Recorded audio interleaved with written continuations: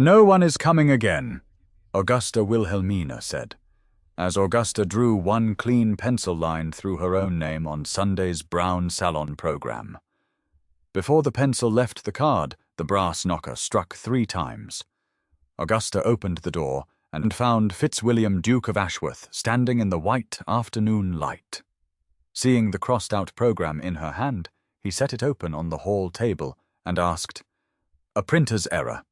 Miss Pelham, or a strategy behind Augusta Wilhelmina, made a small, astonished sound."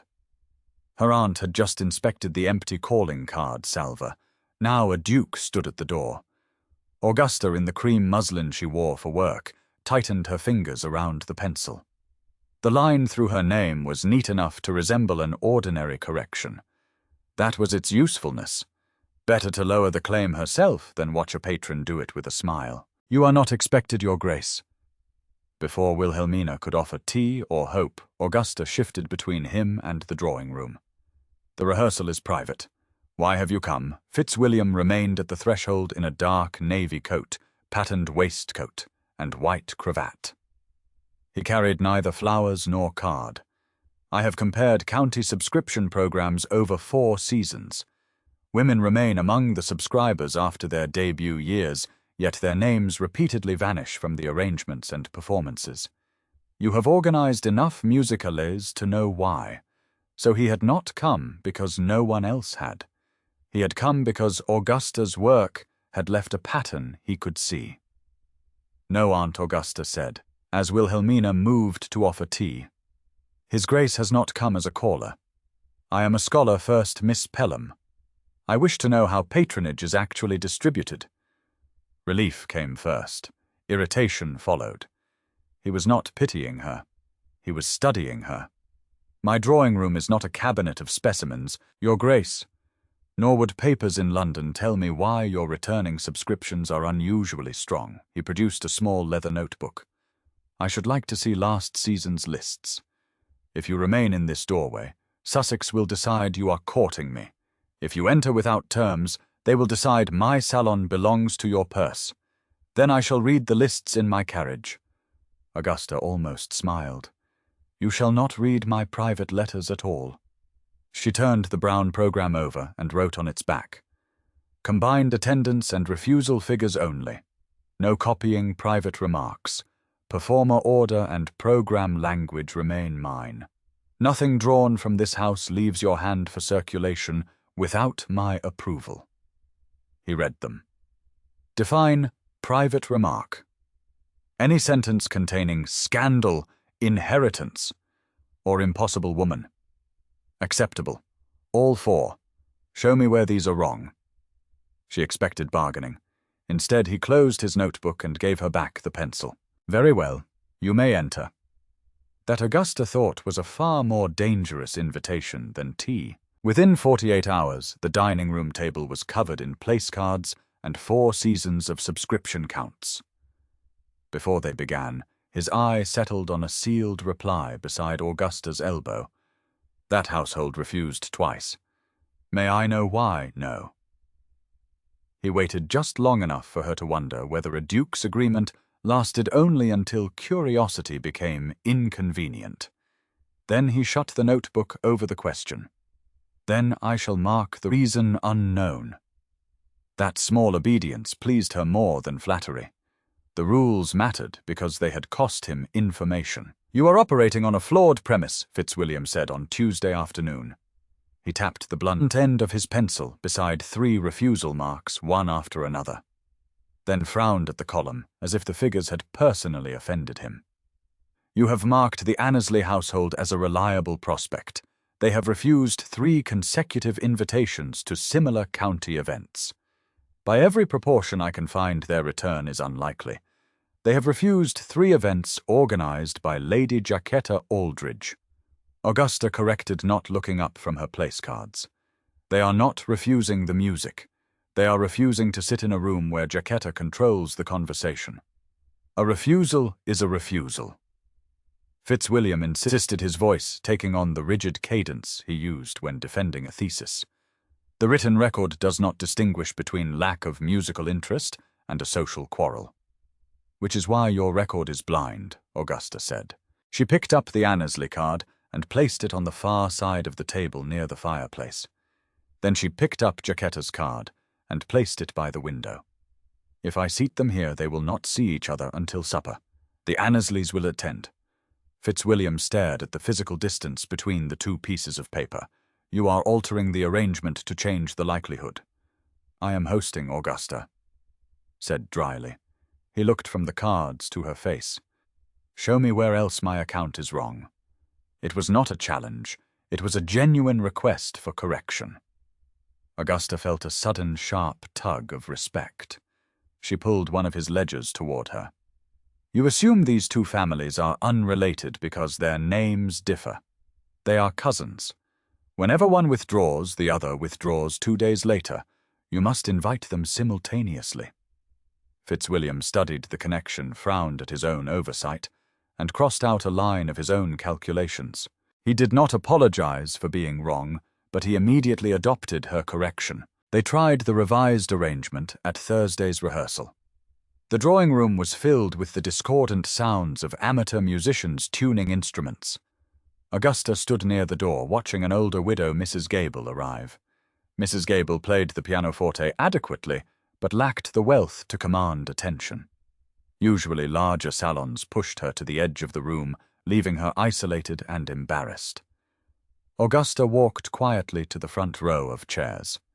She moved 2 seats slightly to the left, breaking the conversational circle of 2 young, wealthy debutantes. She then placed the master copy of the musical score on the small table directly beside the newly created gap. When Mrs. Gable entered, Augusta smiled. Mrs. Gable, you are the only one who truly understands the pacing of this sonata. Would you sit here and manage the page turns for the first set? Mrs. Gable beamed, taking the seat. The 2 debutantes, suddenly finding themselves flanking the woman holding the essential music, had to speak through her if they wished to discuss the next piece. No one had been instructed to be charitable. The furniture had simply made exclusion inconvenient. Then one of the girls rose to speak to her mother, leaving the circle open again. Augusta saw the gap and cursed herself silently. The arrangement might unravel after all. From the window, Fitzwilliam said, Move the spare music stool to Mrs. Gable's left. Whoever returns for the second score will have to come to her. Augusta considered the route, moved the stool, and watched the young woman return exactly as he had predicted. Fitzwilliam did not step forward to bestow a conspicuous ducal kindness on Mrs. Gable. He opened his notebook and struck through one of his earlier assumptions about rank. Augusta, with some reluctance, altered one of her own. When the rehearsal ended and the guests departed, Fitzwilliam approached Augusta. Your intervention was entirely physical. He noted his voice low. You did not ask them to be kind. You made it practically impossible for them to ignore her. Kindness fails when people are anxious, Augusta said, gathering the abandoned teacups.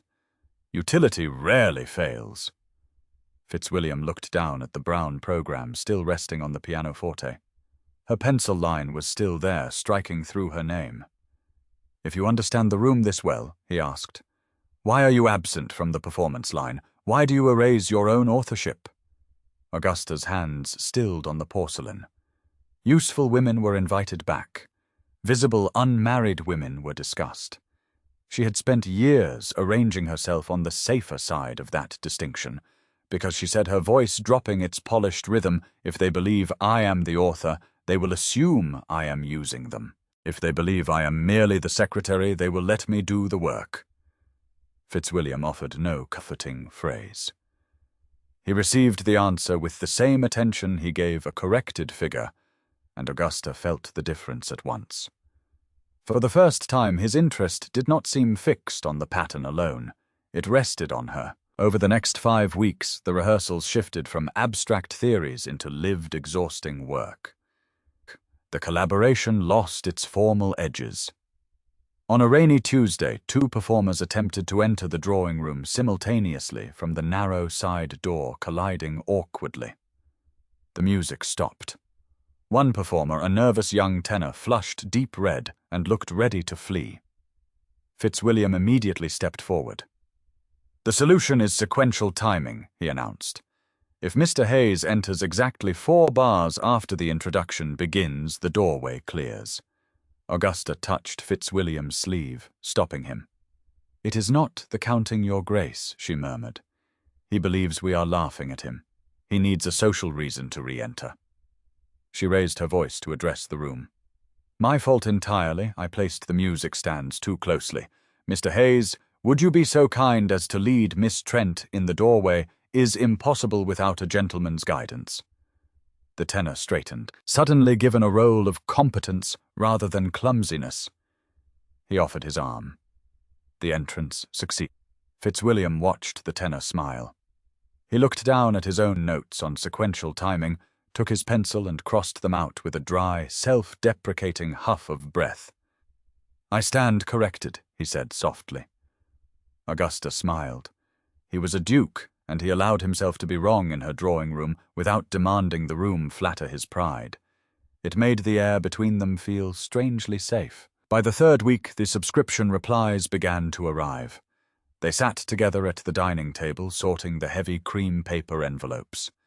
Jacquetta Aldridge had sent her commitment, but it was accompanied by a note insisting that a properly supported county evening ought to feature mostly young eligible women.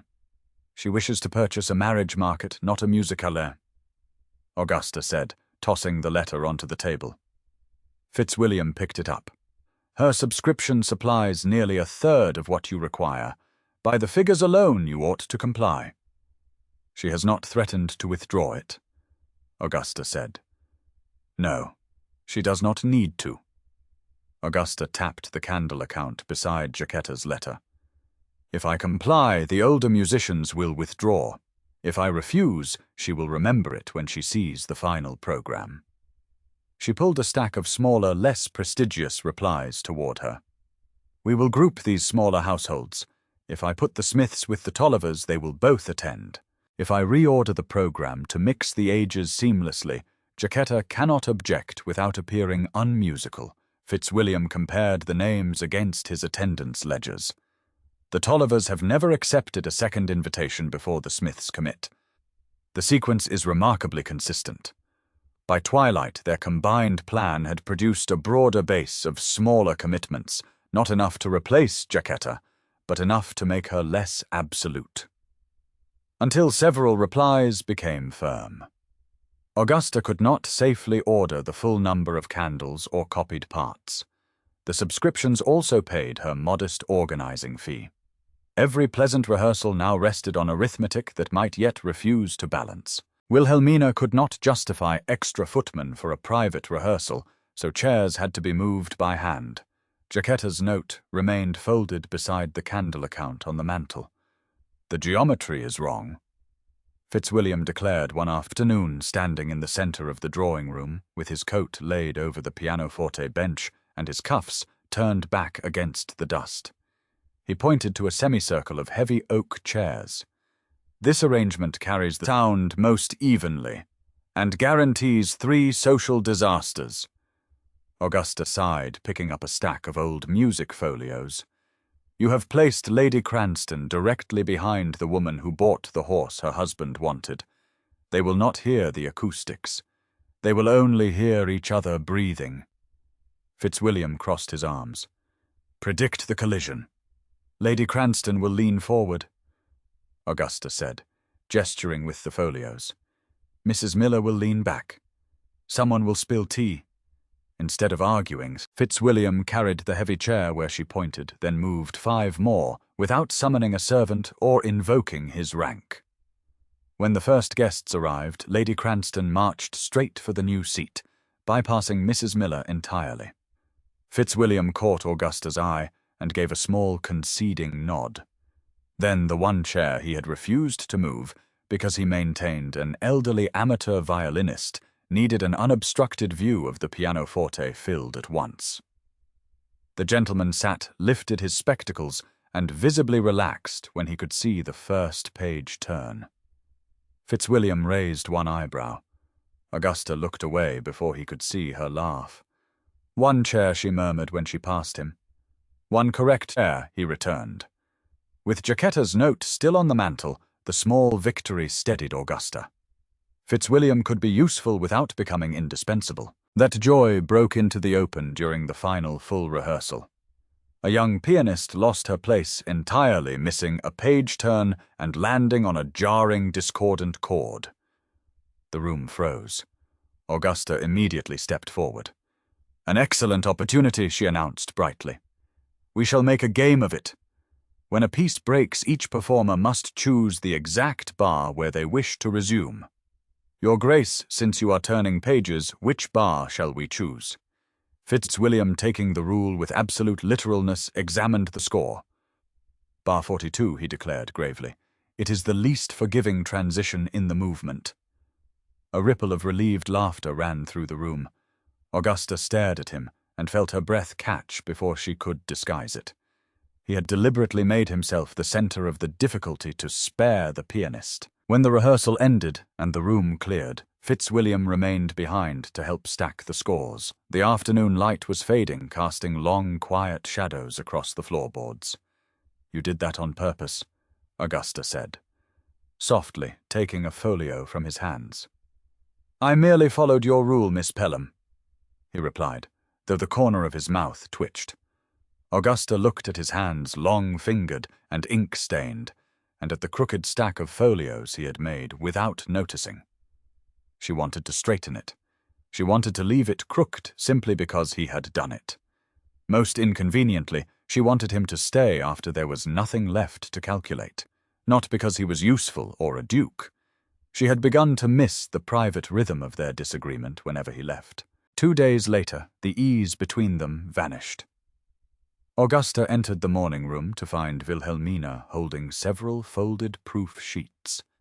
Her aunt's face was pale. "Augusta." "These came in the Morning Post. Ashworth sent them to a private circle of county patrons before their next meeting." Augusta took the sheets. They contained Fitzwilliam's analysis of subscription habits. No names appeared yet, the proportions of attendance. The description of an unnamed Sussex organizer and the example of older performers moved into visible places could have come from nowhere but Ravenscroft. Her work had become an example in someone else's argument. Fitzwilliam had sent it out without asking her. Cold settled beneath Augusta's ribs. He had kept names out of the pages, yet broken the last and clearest condition she had written on the Brown program. He had taken the meaning of her room and carried it beyond her door. She did what she always did when a room became dangerous. She rearranged the routes through it. She did not summon him for a scene. She simply began closing every path by which he reached the work. When Fitzwilliam arrived that afternoon, Augusta greeted him politely. But when he asked for the revised seating chart, she told him it was already with the copyist. When he tried to observe the afternoon calls she arranged for Wilhelmina to host him in the garden while she managed the correspondence upstairs, she rerouted every piece of information around him. On the third day, Wilhelmina admitted Fitzwilliam while Augusta was crossing the hall with the revised program in hand. "The flow of information has changed," he said abruptly. "You are keeping me from the work. Which condition did I violate?" "You have violated nothing." "Your Grace," Augusta said smoothly, her voice a perfect, impenetrable shield of etiquette. "The arrangements are simply complete." Fitzwilliam looked at her, his brow furrowed. "That is a social answer, and it is not true." "What did I break?" Augusta looked at this Brown program in her hand. She folded it deliberately in half, a sharp, angry crease. "You broke nothing. You merely proved that, to a scholar, everything is eventually a specimen." She walked away, leaving him standing in the hall. The preparations slowed. Augusta missed the friction of his logic, but would not purchase it by pretending the proof sheets had not mattered. Fitzwilliam returned the next morning. He did not come to the hall. He walked straight into the drawing-room, holding a letter. "The paper is withdrawn," he said. Augusta stopped sorting the music sheets. "Withdrawn, I withdrew the paper from the patrons' meeting this morning," Fitzwilliam said. "I wrote to every person who received a proof and told them the examples were used without Miss Pelham's leave. The error was mine. Leave to observe did not give me leave to define. Nothing from this room leaves my hand again, unless you have marked it fit." Augusta stared at him. The paper had been meant to support the reform of his own family's subscriptions and to win the attention of patrons who rarely listened to anything but rank. He had surrendered that advantage rather than defend a technically careful wrong. For once, no polished answer came quickly enough. He had named the harm without making her drag it from him. The paper hurt, Augusta said, and hated that her voice was less steady than it was with a room full of patrons. It made my work look like a symptom. It made the crossed-out name look inevitable, as if I were merely a specimen of what happens to unmarried women when fashion tires of them. She unfolded the brown program. The crease she had made in anger ran directly through the space where her name had been. "I erased it first," she said. "That is a part your paper could not know. If I make myself secondary before anyone objects, I can pretend the decision was mine. If I remain difficult to read, every patron may imagine a reason for this salon that does not alarm them." Fitzwilliam stepped closer. He did not reach for her. He listened. "I hide behind ambiguity," she confessed, looking down at the folded program. "I let patrons believe the salon is whatever they want it to be, because I am afraid that if I tell them it is mine, they will all leave." "Then do not let my error decide what you print," Fitzwilliam said quietly. "Order the program you meant to order. Put your name where it belongs." He had surrendered the paper. Augusta had surrendered the ambiguity that let each patron imagine a safer purpose for her evening. What remained was the work itself. They rewrote the opening note that afternoon. Fitzwilliam struck out every sentence that sounded like a thesis. Augusta struck out every courtesy that hid the point. At last she wrote, "Music has no season of eligibility. This evening is arranged by Miss Augusta Pelham for music and conversation among neighbors whom fashion too readily overlooks." That afternoon, Augusta handed Fitzwilliam a piece of sheet music. "Play this," she commanded.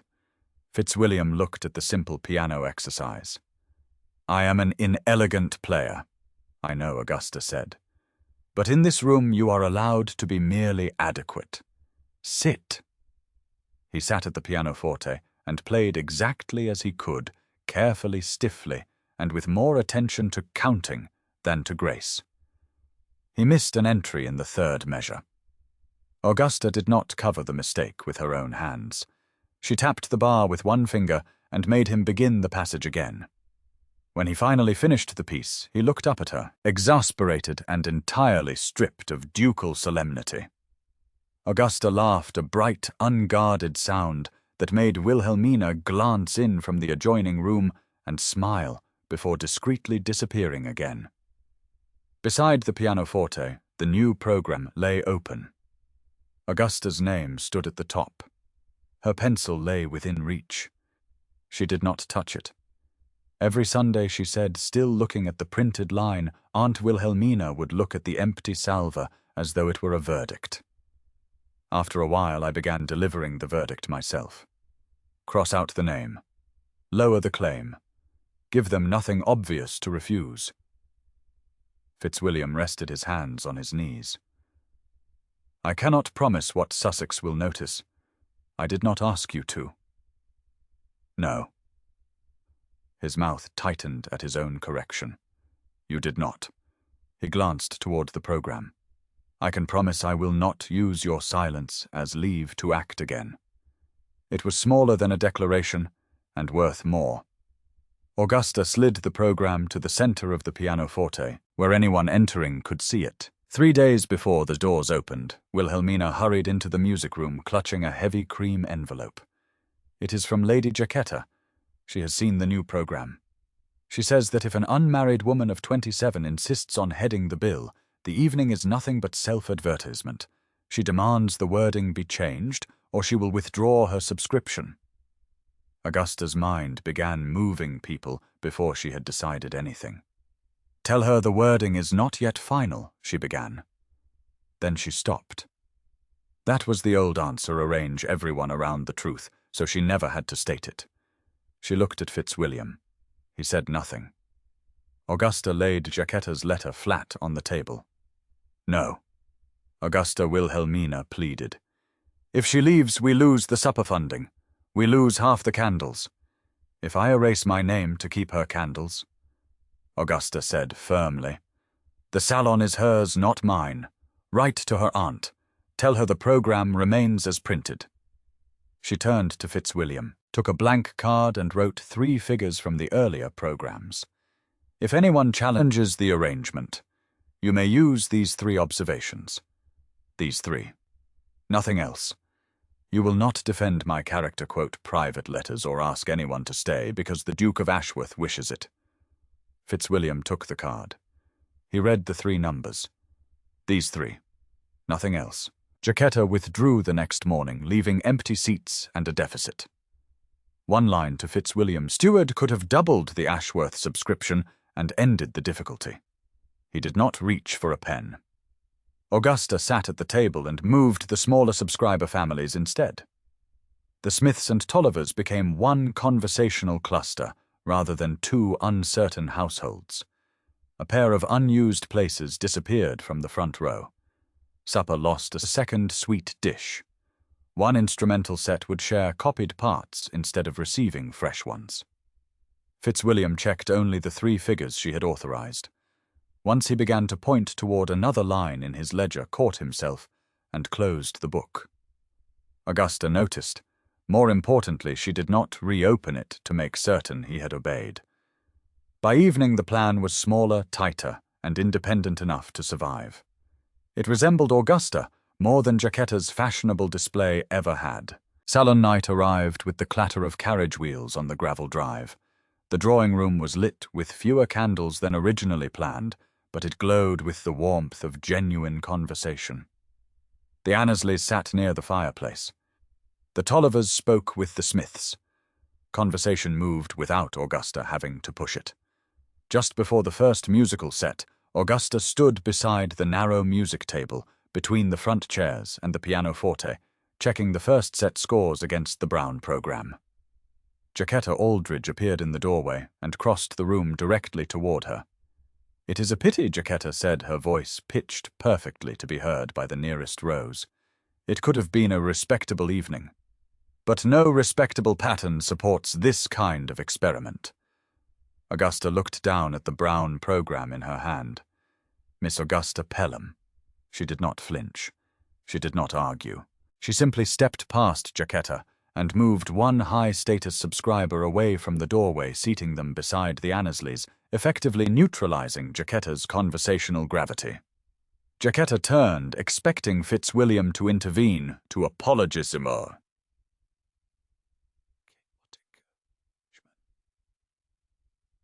Fitzwilliam stepped forward.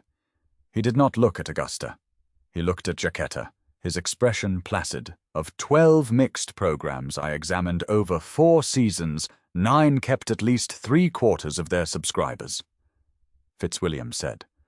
"Of 7 arranged chiefly around younger performers, only 2 did. This season, 6 smaller households accepted after Miss Pelham altered the order." He delivered the 3 approved facts. Nothing else. Jacquetta's mouth tightened. "How industrious," she said. She looked once toward the rows, perhaps expecting someone to follow her lead, then inclined her head and left before the first piece. For one breath, the room seemed to tip after her. A chair scraped. One matron looked toward the hall, and a gentleman half-turned, as if deciding whether departure would now be more prudent than staying. Augusta's fingers tightened around the program. She could still make the opening smaller. She could omit her own part in arranging the evening. She could glance at Fitzwilliam and let a duke's presence settle the room for her. He did not move. Under her thumb, Augusta felt the fold in the thick paper and remembered another program with a clean pencil line through her name. The old solution was still available: make herself smaller before anyone else requested it. Augusta lifted her head. She stepped to the front of the drawing room. The murmur of voices thinned. She did not look at Fitzwilliam for rescue or confirmation. She looked at the guests who had chosen to remain. "Welcome," Augusta said. "I am Augusta Pelham. I arranged this evening. Our first performer is Mrs. Gable." The applause was warm, but not unanimous. Two matrons exchanged a doubtful glance. One gentleman studied the printed heading twice. No one rose to leave. Mrs. Gable put her hands to the keys. The first note sounded cleanly through the room. During the interval, the Annesleys did not retreat to their carriage. Mrs. Gable was asked for the next date by one of the very young women who had once spoken around her. The Smiths and Tollivers stayed in the same circle without Augusta having to repair it. Near the supper room, Wilhelmina caught Augusta's eye and made no gesture toward the door at all. A few people would call the evening forward. A few would call it peculiar. Augusta could live with both judgments. What mattered was simpler. The room continued after Jacquetta left. Hours later, the last carriage rolled away. The drawing-room was quiet, smelling of extinguished wax and warm wood. Augusta stood by the window with the successful program in her hand. Fitzwilliam waited near the fireplace. The last score had been collected. There was nothing left for either of them to arrange. "The observation I care about most," Fitzwilliam said. "Breaking the silence is one I have no right to publish." Augusta turned. "I prefer the evenings when you are in them," he stated. It was bare, literal, and entirely true. Augusta did not reach for a clever answer. She looked at the man who had learned to revise himself without asking her to become smaller in return. "Next Sunday," Augusta said. "Come after 4. Bring no paper." Fitzwilliam paused, visibly caught by the need to classify the invitation. "Am I being invited as a patron, Augusta let him suffer the uncertainty for one beat longer than necessary. A caller. Something in his face softened. Not triumph, not relief on her behalf, but pleasure so plain that she had no need to manage it. "And if I arrive at 4 precisely, I shall consider it evidence of a character defect. I am unlikely to correct that one." I know. It was the first time she had received his constancy as something she wanted rather than something she needed to turn to use. The following season, the Ravenscroft Musicale had become a steady subscription evening rather than an experiment. Several households had renewed before the new program was printed enough to cover the copying candles, supper, and Augusta's agreed organizing fee without depending on Ashworth or Jacquetta. Across the intervening months, Fitzwilliam had come often enough as a caller that Wilhelmina no longer startled at his name. Some visits contained no work at all. Augusta discovered that she liked those best. On a quiet Sunday afternoon, Augusta was adjusting the musical order for the opening event. A performer had cancelled, forcing a minor change. She erased a line on the new Brown program and wrote a new name. Her own name remained at the top, printed clearly, with no pencil line through it. Wilhelmina sat near the fire, reading a novel, no longer checking the empty card tray to tell Augusta whether she mattered. The brass knocker struck 3 times. Augusta walked to the door and opened it. Fitzwilliam stood on the threshold. He wore a dark coat, and the afternoon light caught the faint familiar awkwardness in his posture. He was not a miraculous duke arriving to save a spinster. He was a familiar, welcomed man arriving exactly at the time she had allowed. He stepped inside. He reached into his coat and produced a new thin leather notebook. "I have drafted a new inquiry regarding the seasonal duration of patronage," Fitzwilliam said, holding the book carefully. He did not open it. "I need to know if the new subject may use anything from your salon." Augusta looked at the notebook, then at the program in her hand. She smiled, her ambition and her playfulness entirely intact. She moved his suggested musical piece down 1 slot on her list. "You may ask me," Augusta said. "After you dance." Fitzwilliam frowned. "Dancing before the musicale begins has no bearing on the program." "Which is precisely why it is required," she replied. Fitzwilliam offered his hand. Augusta took it. They managed 4 unhurried bars, the soft brush of their shoes marking the count across the polished floorboards. Fitzwilliam murmured, 3-4 with such scholarly seriousness that Augusta laughed and made him begin again. Before they completed the second attempt, Wilhelmina called from the hall that the first carriage had arrived. On the pianoforte, the brown program lay open with Augusta Pelham printed first. Beside it, the Duke's notebook remained firmly closed while they argued, smiling over whether 4 bars could honestly be called a dance, the end.